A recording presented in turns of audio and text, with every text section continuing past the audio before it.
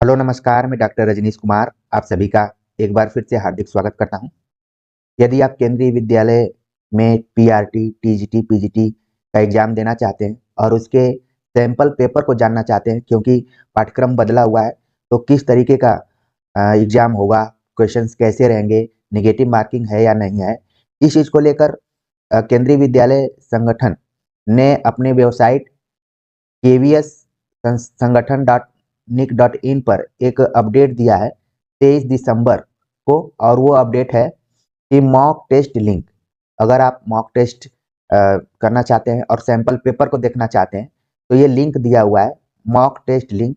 The link is only for look and feel of computer based test for upcoming recruitment examination. The number of question and duration of examination is just a sample, not having any concern with actual exam, no negative marking in KVS। तो इस announcement में आप देख रहे हैं कि दो तीन चीज़ों के बारे में बताया गया है कि ये लिंक इसलिए दिया गया है कि आप सीबीटी यानी कंप्यूटर बेस्ड टेस्ट एग्जाम को अच्छे से देख पाएँ, उसको अनुभव कर पाएँ, और जो आने वाली वैकेंसी है या एग्जाम है वो इसी पर आधारित होगा।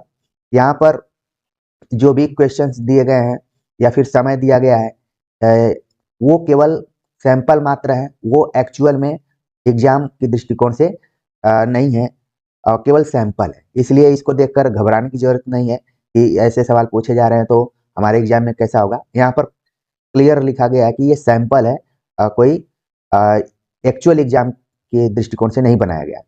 और सबसे इंपॉर्टेंट चीज लिखा गया है यहाँ पर, no negative marking in KBS. KBS में कोई निगेटिव मार्किंग नहीं है, क्योंकि कई विद्यार्थी कमेंट्स करते हैं और परेशान रहते हैं कि इसमें निगेटिव मार्किंग है कि नहीं है। तो यहाँ पर केबीएस ने क्लियर कर दिया है कि निगेटिव मार्किंग नहीं है। अब हम इस लिंक को देखते हैं और अ, देखते हैं कि क्या इसमें सैंपल पेपर दिया गया है। तो जैसे ही आप खोलेंगे टैब, तो यहाँ पर लिखा है click here to get login credential.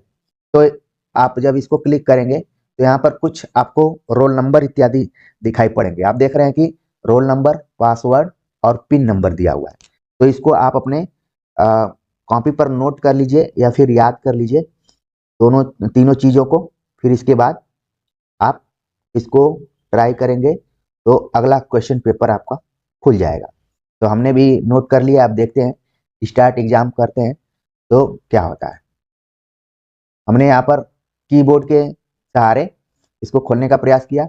एक हमारा रोल नंबर था 1246, तो उसी को हम क्लिक कर रहे हैं, 1246 हो गया। इसके बाद पासवर्ड दिया था 1234, तो 1234 पासवर्ड हो गया। इसके बाद पिन नंबर दिया था 1111, तो 1111 हो गया। फिर से 11 कर दिया हमने। अब हम इसको लॉगिन करते हैं तो देखते हैं कि क्या होता है।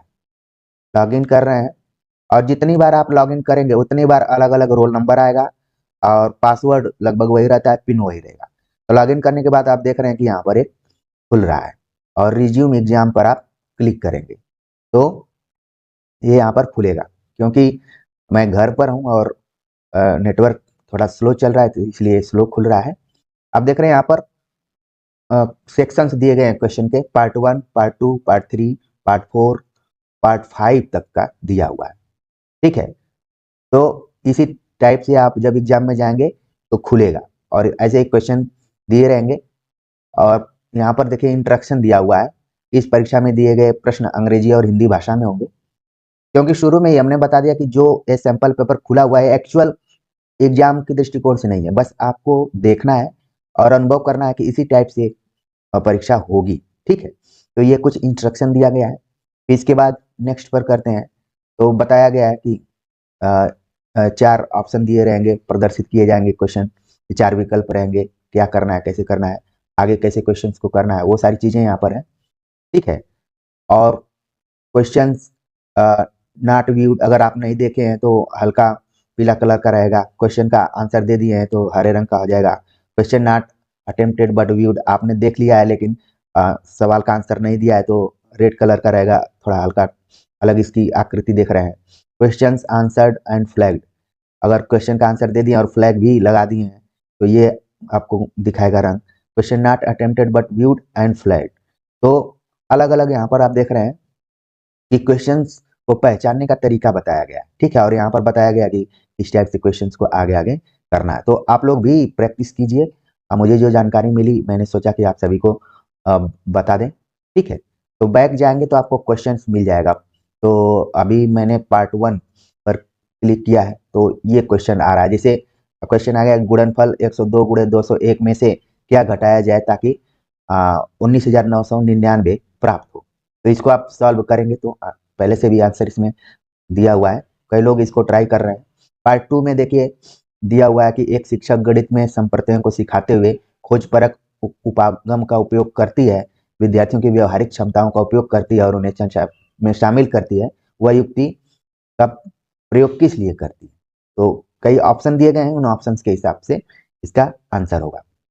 मैं भी विस्तार से डिस्क्राइब नहीं कर रहा हूँ क्योंकि बस आपको इस नोटिस के बारे में हमें बताना था।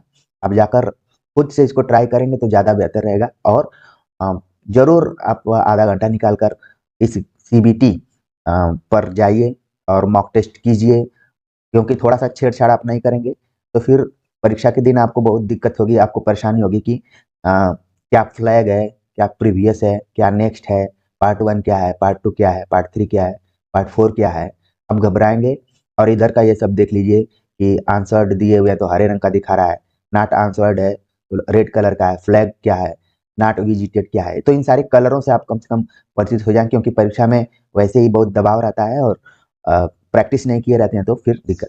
आप देख रहे हैं कि दो तरीके की आपको प्रैक्टिस करनी है। एक तो आपको अपने सब्जेक्ट को लेकर प्रैक्टिस करना है और दूसरा इस एग्जाम को लेकर भी प्रैक्टिस करना है, क्योंकि जब तक आप इस एग्जाम के कंप्यूटर्स पर जो भी चीज़ें होती हैं उससे नहीं परिचित होंगे तो तमाम जानकारियां, आपकी तमाम मेहनत धरी की धरी रह जाएगी और दिक्कत हो जाएगी। मुझे याद है कि मैं जब पहली बार कंप्यूटर बेस्ड टेस्ट एग्जाम देने गया था राजस्थान पीएससी के थ्रू असिस्टेंट प्रोफेसर का, तो मुझे सेंटर पर जाने में थोड़ा सा लेट हो गया था। तो वहां पर मैं जब पहुंचा तो मेरा कंप्यूटर जो था वो ऑन था, हालांकि सब कुछ पासवर्ड इत्यादि मुझे डालना था। मेरे बगल में एक लेडीज कैंडिडेट बैठी हुई थी और अभी मैं देख ही रहा हूँ कि कंप्यूटर में क्या क्या मुझे भरना है, क्या नहीं भरना है, अभी समझ रहा हूँ परिस्थितियों को। और तब तक वो सब मेरा बताने लगी कि क्या भरना है क्या नहीं भरना है। तो मैंने बोला कि आपको कैसे पता, तो उसने कहा कि मैं 1 सप्ताह से पूरा प्रैक्टिस कर रही थी। तो मुझे थोड़ी सी हंसी आई, हमने कहा कि अच्छा ठीक है आपने तो प्रैक्टिस किया है, लेकिन मुझे भी अपना सब कुछ भरने दीजिए, अभी आप आराम से बैठिए। तो फिर हमने भी थोड़ा बहुत सीखा था कि कैसे भरना है, फिर मैंने भरना शुरू किया। अच्छा, कंप्यूटर बेस्ड टेस्ट एग्जाम में आपने कई बार देखा होगा कि बीच बीच में कंप्यूटर बंद भी हो जाता है, तो उससे घबराने की जरूरत नहीं है, वो सब से कोई दिक्कत नहीं होती है, बाद में ऑन होता है तो फिर वहीं से शुरू हो जाता है। तो आप लोग अगर पीआरटी, टीजीटी और पीजीटी में एग्जाम देना चाहते हैं और जानना चाहते हैं कि कैसे परीक्षा होगी, तो उसके लिए ये नोटिस आई हुई थी, हमने उसके बारे में चर्चा कर दी है और स्वतः जाकर आप जरूर इस चीज़ को देखिए। उम्मीद है कि ये जानकारी आप सभी को अच्छी लगी होगी, तो कमेंट्स कर जरूर बताइए। और बाकी हिंदी साहित्य को लेकर हम जल्दी प्रैक्टिस सेट जैसे जैसे टॉपिक्स को कवर करेंगे सब्जेक्टिव तौर पर, और फिर उसके बाद उसी के बाद तुरंत हम ऑब्जेक्टिव क्वेश्चंस को भी लेकर आएंगे और कोशिश करेंगे कि ज़्यादा से ज़्यादा आप तैयारी कर पाएँ। तो मिलते हैं नए टॉपिक के साथ, तब तक के लिए नमस्कार।